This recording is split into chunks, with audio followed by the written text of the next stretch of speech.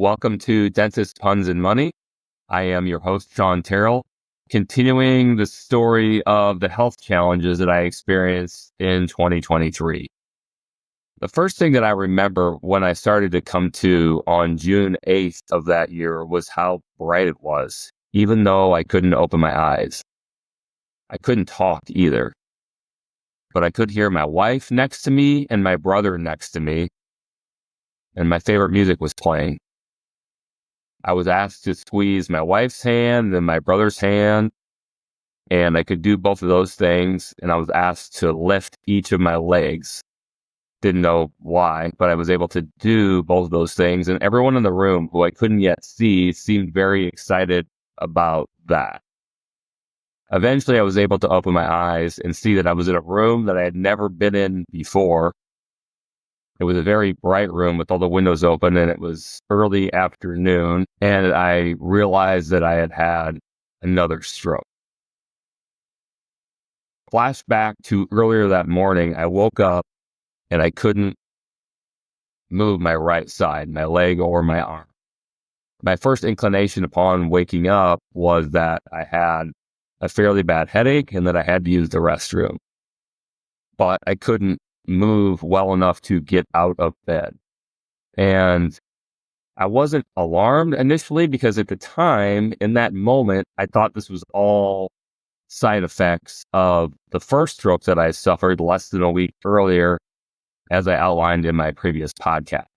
However, I would come to learn that this was not a side effect of that necessarily. It was a separate second stroke, and this one would be much more severe.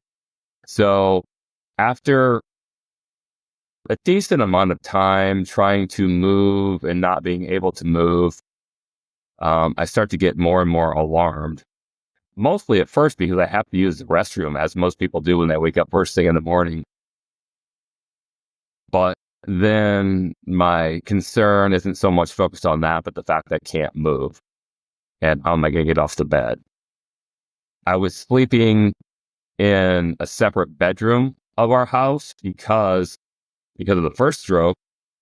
I hadn't gotten much sleep and we had company in our house. And so I just needed, at that time, really a good night's sleep. So I made the decision to sleep downstairs in our guest bedroom away from everyone else in the house, including my wife, who probably was the best option to help me at that time.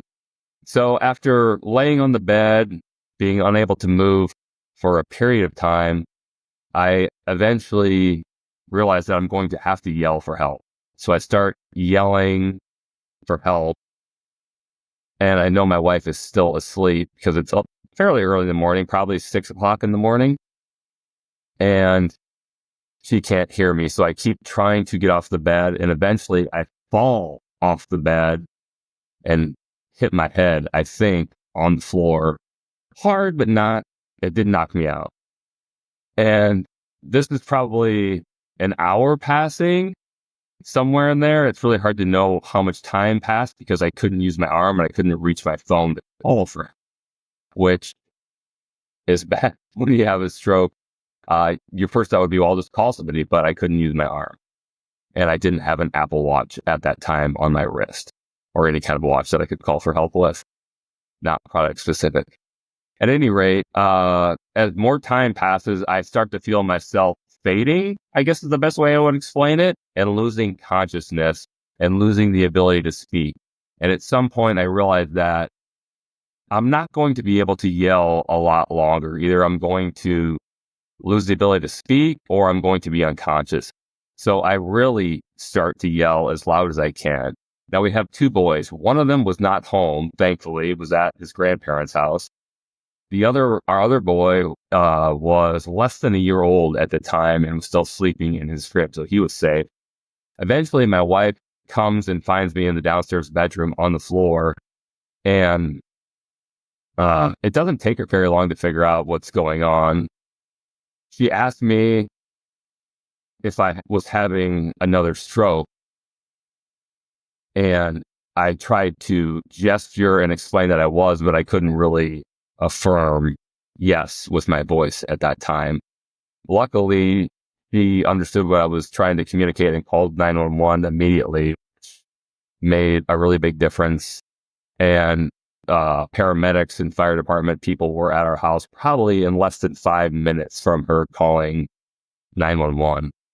And they were able to quickly ascertain that I was having a stroke and start to move me to the ambulance in our driveway. Now, throughout all of this, I'm losing the ability to speak and communicate and couldn't really move most of my body, or at least the right side of my body during that time. And I'm starting to get more and more concerned that something is really wrong. But I also have this feeling that if help arrives, if I can just get the paramedics here and get to the hospital, that everything will be fine. So I also had a sense of relief when the paramedics came down and started talking to me in our basement when I was on the floor, that everything was going to be okay. Eventually, they carry me out of our basement and up our stairs to the main level on what felt like a tarp. It wasn't a stretcher. And they take me to the ambulance in our driveway that's waiting with other people. At some point in here, I vomit, and I'm also losing the ability to breathe. I can feel my throat start to close, I guess. And it's scary at this point because I can't really communicate what's happening, but I'm trying to make eye contact with the paramedics that are with me to let them know what's going on and hoping they can understand what's happening to me so they can help me. And thank goodness they do. As I'm in our driveway in the ambulance, I think we're going to leave right away and go to the hospital, but we don't. We sit there for a little while. And I had enough experience in medicine with my mom being a nurse practitioner and being on the ambulance team in our small town in Iowa when I was a kid that I knew if the ambulance doesn't leave right away for the hospital, that the patient, in this case it was me, was not stable enough to transport. And so I'm like, that's not good. We're still sitting here. That must mean I'm not in good shape. And at that point, they intubate me in our driveway in the ambulance, and I lose consciousness.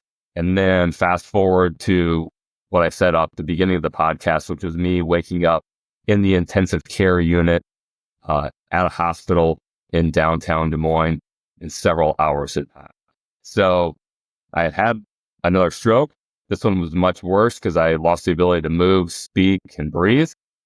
And I woke up in the hospital in the ICU.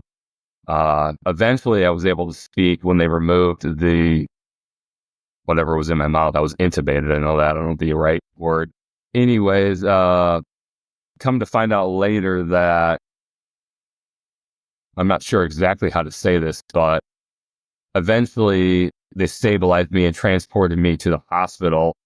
My wife rode with them in the front seat, and she told me when they got to the hospital, she did not know whether I was alive or dead.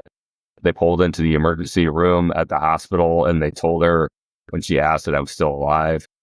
They worked on me in the ER for a period of time, and eventually they did something called a thrombectomy, where they go in through an artery in my leg, your leg, and basically suck out the blood clot that was blocking the blood flow to my brain. I had said in a previous podcast I had an arterial dissection. This is my explanation. Like if you think of a wire, if the wire gets frayed, that's what an arterial dissection is. I was told that they happen commonly to people and that they usually resolve themselves without people knowing anything has happened to them, but they can cause blood clots as they heal and resolve themselves on their own inside someone's body. In this case, the arterial dissection on the left side of my neck, artery getting frayed, caused a couple blood clots. One wasn't that bad that caused the first stroke, but the second stroke was caused by, I'm assuming, a bigger blood clot. And this one had to be sucked out or blasted out by a doctor going in through the vein in my leg and snaking all the way up to the artery in my leg and snaking all the way up to the artery near my brain and blasting the blood clot away to restore blood flow to my brain. Until I woke up and started talking and moving again, no one quite knew what to expect. First of all, my wife, and I should probably explain that I am relaying a lot of information here today as it was told to me because I was unconscious for a lot of it. So this part of the story was experienced by other people and not me directly, but my wife told me they took her and my brothers and sisters and dad. My mom was out of town, unfortunately, when all this happened it happened during a pre-planned trip for her. But they took my whole family into a room outside the surgery center and the emergency room in the hospital. It was called the quiet room. And there was nobody in there except the doctors. And there were some chairs and a lot of Kleenexes for people that were crying. And I now think that's probably where they take family members to tell them that their family member has passed away. But luckily, I survived getting to the hospital. The intubation sure helped. I had a thrombectomy where they got the blood clot out of my brain relatively quickly. And I woke up in the ICU several hours later, upset that I hadn't had my morning coffee yet, which was one of the first thoughts that popped into my mind. At any rate, I spent 5 more days in the hospital, several of them in the ICU, many more tests, many doctors, and a plethora of medication that came out of it, because at first they didn't know the stroke was caused by a blood clot off the dissection in the neck artery, or one of my neck arteries. And so eventually I was able to leave the hospital. I could walk, I could talk, I could swallow, which is uncommon, I have now learned, for people that suffer strokes. Could have obviously passed away, could have woken up and been a vegetable, quote unquote. I don't know if that's a PC saying, but I think everyone knows what I mean by that, for the rest of my life. And thank goodness for my wife, who was able to call paramedics right away, and the paramedics for knowing what to do, and the healthcare workers at the hospital that saved my life. So that's a little bit more of the story. I don't know exactly how to end it, except I lived. The recovery process, even though I was able to walk and talk, has still been long and still have some effects from everything that happened. But yeah, all things being equal, I'm probably lucky to be here and lucky to be in the shape that I am here. So felt like I wanted to talk about what happened, and this is my best chance to do so. So I'm not sure where the podcast goes from here next. Would be interested in any feedback that anyone listening could provide. Like, what would be helpful to talk about next? Should I shut up about all this and start talking about financial stuff again? I know everyone here isn't necessarily signed up to hear about my health stuff. So email me at Shawn, SHAWN, at dentistexit.com. Again, Shawn at dentistexit.com. If you have thoughts about what you'd like to hear next or hear about next on subsequent podcast episodes from this, because I have some ideas as I record this, what I'll talk about next, but I'm not exactly sure. At any rate, thanks for listening. Thanks for watching, and we will talk to you again very soon.